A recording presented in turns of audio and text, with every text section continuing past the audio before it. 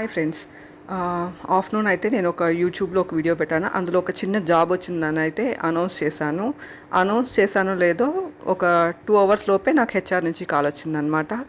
Already మేము ఇంకొక క్యాండిడేట్ని సెలెక్ట్ చేసుకున్నామని చెప్పారు. Joining date June 10th join అవుతానంటే 11th జాయిన్ అవ్వమన్నారు. వెనకాల నుంచి ఇన్ఫ్లుయెన్స్తో అది కూడా ఊడగొట్టారు. అమ్మ పెట్టకూడదు, అడుక్కు తినకూడదు బయటకెళ్ళి. ఇలాంటి వాళ్ళు వెనకాల చెడు చేసేవాళ్ళు ప్రజెంట్ బాగుండొచ్చేమో కానీ చేసిన కర్మాలకు ఎప్పుడో ఒకప్పుడు అనుభవిస్తారనమాట. ఫస్ట్ అయితే నేను కష్టపడి తెచ్చుకున్న జాబ్ని మాన్పించారు. మేము కోట్ల ఆస్తులు ఉన్నాయి, మేము అన్నీ కొనిస్తాము జవల్స్తో సహా అని చెప్పేసి. ఆ తర్వాత వీళ్ళకి అన్నిటికీ ఉంటాయన్నమాట. లక్షలు ఖర్చు పెట్టి వీళ్ళకి ట్రీట్మెంట్లు కూడా చేయించుకుంటారు. కానీ అదే ఇంటి కోడలకు వచ్చే కొద్దికి బాగా చేయించాల్సిన ట్రీట్మెంట్, ఒక పళ్ళు నొప్పి వచ్చింది అనుకోండి, ఒక పళ్ళుకి చేయిస్తారు, ఇంకొక పళ్ళుకి జస్ట్ అలా ఇంకొకసారి వెళ్ళినప్పుడు జస్ట్ అలా సిమెంట్ పెట్టి పంపించేయమని చెప్పిస్తారనమాట వెనకాల. వీళ్ళకైతే లక్షలు ఖర్చు పెట్టుకోవడానికి మనసు వస్తుంది. అదే ఇంటి కోడలకి దాని జీతాలంతా తీసుకొని ముష్టేసినట్టు నెలకు 2-3 వేలు వేస్తూ ట్రీట్మెంట్లకు కూడా ఎక్కువ పెట్టేదానికి ఏడుస్తారనమాట. అమ్మ పెట్టకూడదు, అడుక్కు తినకూడదు, బయటకు వెళ్ళి జాబ్ కూడా ఓడగొట్టిస్తారనమాట.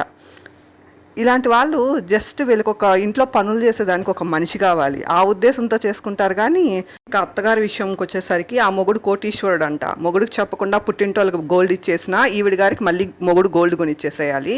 చిన్న కొడుకు కూడా మంచోడు అంట, ఆమె వైఫ్కి గోల్డ్ కొనిచ్చేస్తాడంట. నా మొగుడు మాత్రం వీళ్ళకి కార్లు కొనిచ్చి వీళ్ళని చూసుకోవాలంట, పెళ్ళాన్ని మాత్రం పక్కన పెట్టేయాలంట, నా జీతాలన్నీ కూడా వీళ్ళకి ఇచ్చేసేయాలంట. ఆల్రెడీ తీసేసుకున్నారు ఫస్ట్ కంపెనీలో జాబ్ చేసిన రోజులు. ఇప్పుడు వీళ్ళు చూడట్లేదు కదా, కనీసం బయటకు వెళ్ళినా జాబ్ చేసుకొని కొనుక్కుందామంటే వచ్చిన ఆఫర్ని కూడా రానికోకుండా చేశారనమాట. పండగ చేసుకోండి, బిర్యానీలు తినండి, బాగా ఎంజాయ్ చేయండి. మీరు మాత్రం అన్ని చెకప్లు చేయించుకోండి, మంచి ట్రీట్మెంట్లు చేయించుకోండి, మంచి చీరలు కొనుక్కోండి.